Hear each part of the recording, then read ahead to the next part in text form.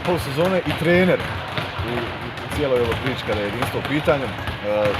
Kakva je situacija trenutno sa igračicama, koliko igračica imamo na ovoj prvoj poziciji na prvom treningu? Pazite, evo, kao što i sami vidite, znači, sve su se igračice odazvale, sve su doputovale u Tuzlu, sem ove dvije koje su napustile zvanični klub. Ja u ovom momentu, evo, pošto se sve brzo dešaje, nisam još porazgovarao, uprava je imala obavljaj razgovor sa igračicama, ne znam da li još ko najavio kakav odlazak, ali po trenutnom što vidim, sve su onako, da kažem, raspoložene i ne vidim da bi trebalo biti nekih problema, znači, što se tiče igračkog kadra. Tu su i dvije, znači, naše bivše igračice koje su se priključile, Demirović i Avdić. Očekujem još, evo, po naznakama, znači, ljudi iz uprave par tih bivših, da kažem, igračica koji u zadnjih par sezona nisu nastupale, da trebale se priključiti. Također, evo, priključene su ove juniorke iz omladinskog pogona, pa ćemo vidjeti.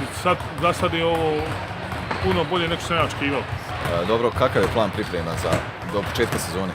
Pa pazite, mi ćemo raditi 2 puta dnevno, znači radit ćemo prvo na fizičkoj pripremi igračica, znači radit ćemo na fakultetu za tjelesni odgoj i sport, radit ćemo ovdje u dvorani, radit ćemo u teretani isto, znači za fizičku spremu je profesor Nedim Đug zadužen i on će raditi sa igračicama, ako slučajno nije tu, po njegovim uputama će raditi, znači ostali dio ekipe u stručnog štaba.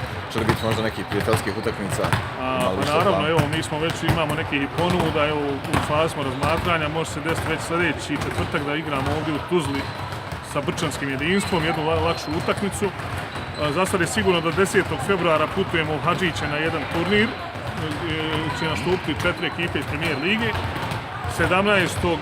putujemo na jedan turnir u Hrvatsku u Dardu, tako ima informaciju sada od uprave, isto na jedan turnir.